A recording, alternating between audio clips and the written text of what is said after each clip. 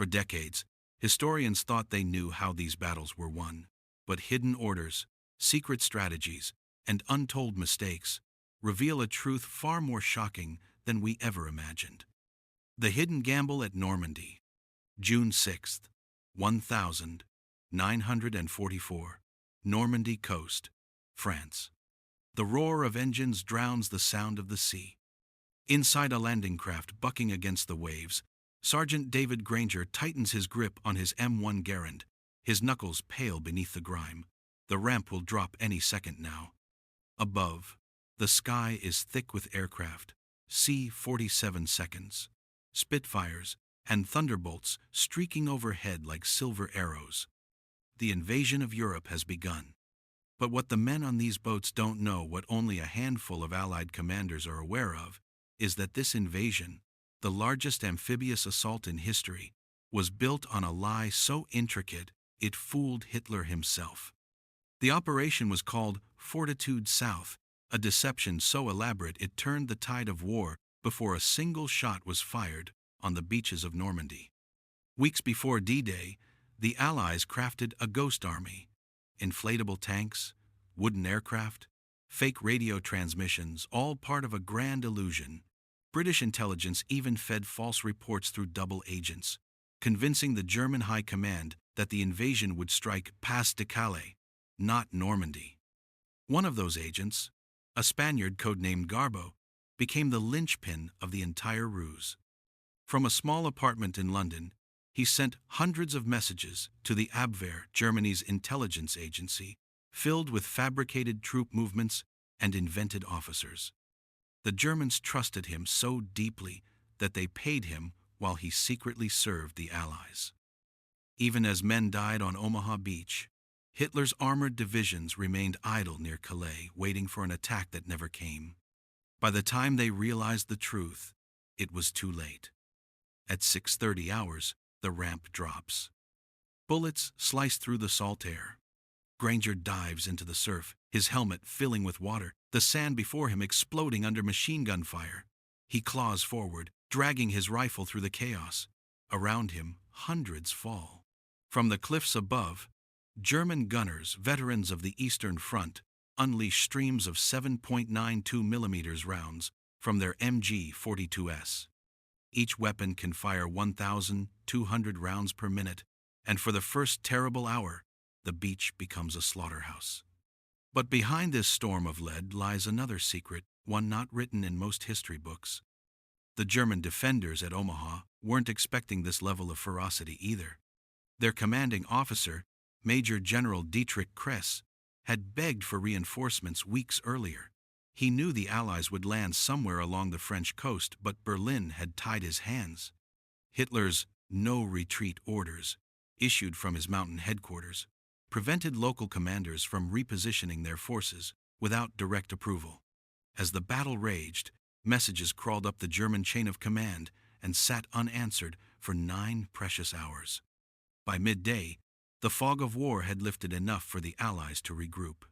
A young naval officer named Robert Weller used a signal lamp to call in destroyers. The ships USS McCook and USS Carmack closed to within 800 yards of the shore, firing point-blank at German positions. Their shells tore bunkers apart, silencing the guns that had pinned the men for hours. By dusk, the Americans had carved out a fragile beachhead. Thousands were dead, but the deception had worked, the courage had held, and the first foothold in Nazi-occupied Europe was theirs. Yet D-Day's success hid deeper secrets, still ones buried in the decisions made far from the battlefield. In a smoky London basement days before the invasion, British officers debated whether to sacrifice entire battalions to maintain the illusion that Calais remained the true target. They chose silence, they chose misdirection, and they chose to let the lie live long enough to win the war. What unfolded on the sands of Normandy was not just an assault, it was the culmination of the greatest deception in modern military history.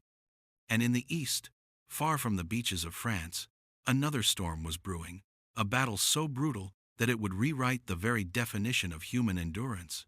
Stalingrad, the turning point of humanity. September 13th, 1942. Stalingrad, Soviet Union. The city burns like a furnace. Smoke curls into the gray autumn sky, turning day into night. Private Alexei Morozov crouches behind the twisted remains of a tram, clutching a Mosin Nagant rifle slick with sweat and grime. The air tastes of ash and cordite. Somewhere in the haze, a German Stuka dives, its siren wailing the Jericho trumpet, announcing death from above. This is not just a battle for a city. It is a battle for the soul of a continent. By autumn 1942, Hitler's armies had swept across the steppes of Russia, capturing vast territories and millions of prisoners. His objective now was the Volga River, a vital artery of Soviet industry and transport, and the city that bore Stalin's name.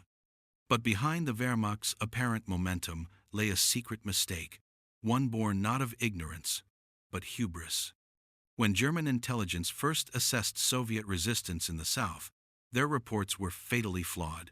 They believed the Red Army was near collapse, its reserves depleted.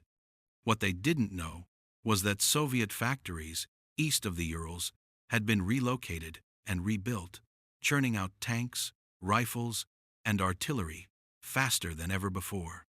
Even as Stalingrad burned, fresh divisions were forming hundreds of miles away, hidden in forests, rail yards, and frozen plains. Inside the city, the battle became a nightmare of close-quarters combat. Rattenkrieg, the Rat War. Every building, every basement, every pile of rubble became its own battlefield. At dawn, German grenadiers stormed the Red October factory. At dusk, Soviet snipers reclaimed it. By midnight, the Germans attacked again. A single street could change hands 10 times in one day. In the chaos, a young sniper named Vasily Zaitsev became a legend. With a calm precision forged in the Siberian wilderness, he picked off enemy officers from distances that defied belief, sometimes through the shattered scopes of their own rifles. His duels with elite German sharpshooters became symbols of Soviet defiance. But the true secret behind the Soviet stand wasn't heroism alone. It was calculated sacrifice. Stalin's infamous Order No. 227, not one step back, condemned thousands to die where they stood. Soviet commanders used blocking detachments to gun down retreating soldiers. The cruelty was staggering, yet it forged something monstrous and immovable, a will to resist at any cost.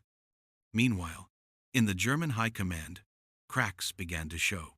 General Paulus, commanding the Sixth Army, requested permission to withdraw as Soviet counterattacks intensified. Hitler refused. Stalingrad must be taken, he declared. It will be taken, and it will be held. But the Führer's obsession blinded him to another deception, this time not Allied, but Soviet. Using misinformation, the Red Army concealed the buildup of over 1 million troops north and south of the city. Under the frozen fog of November, Operation Uranus struck a double envelopment that encircled the entire German Sixth Army. Paulus's men, once the spearhead of Hitler's advance, were now trapped 330,000 soldiers in a steel noose. For weeks, the Luftwaffe promised resupply by air. It was a lie that killed them. By January 1943, frostbite and starvation consumed what the artillery hadn't. Men boiled wallpaper for the glue. Horses were eaten. Even the wounded froze in their hospital beds. When Paulus finally surrendered on February 2nd, only 91,000 men remained alive. Fewer than 6,000 would ever return to Germany. The fall of Stalingrad wasn't just a Soviet victory, it was a psychological collapse for the Third Reich. For the first time, Hitler's aura of invincibility shattered. The Wehrmacht would never again recover its full strength. And yet, in the silence after the guns, the true horror emerged. A city reduced to ashes, civilians buried in rubble, the Volga running red. But from that devastation, the world glimpsed the beginning of the end, not through grand strategy, but through the unbearable endurance of human will. The secrets behind Stalingrad like those behind Normandy, remind us that wars are never won by force alone. They are shaped in the shadows by deception, by sacrifice, and by the silent decisions made far from the front lines.